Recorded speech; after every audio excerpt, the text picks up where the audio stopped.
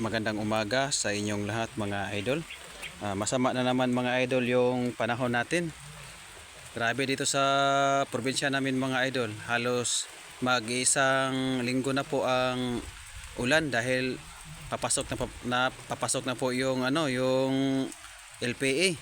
Tsaka dito mga idol, may pinuntahan ako ditong bahay dito sa may parte bundok. Nakita ko nga po yung sitwasyon nila.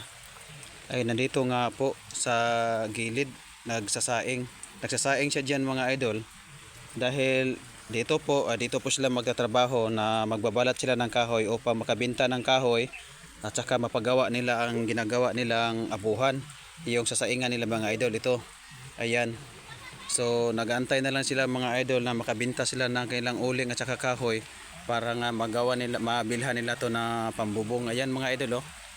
Yan, matagas pa. So kung siguro mga idol, kung mayroon lang akong budget, siguro magbibigay talaga ako.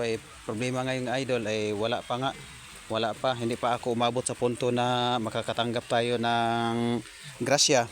So ngayon mga idol, ibabahagi ko lang po muna mga idol ang kalagayan nila dito. Pumunta nga rin ako dito mga idol, kanina walang ulan, so ngayon umulan. So ang sitwasyon nila dito mga idol, ito. At dyan sila nagsasain ng mga idol. Dyan sa gilid. Ayan, ito yung bahay nila yan. Ito yung mga bahay nila mga idol. Tiis-tiis lang muna sa pagsasaing para makasaing lang. Ayan, nagugulay po si ate at saka yung ulam nila gulay. Ayan mga idol, hanggang dito na lang po yung video ko. Sana nga po darating po sa panahon na magkakaroon na po tayo ng blessing at babalikan ko po to mga idol at tutulungan ko po. At maraming salamat po mga idol at saka hanggang dito na lang po yung video ko, and bye bye and God bless you all.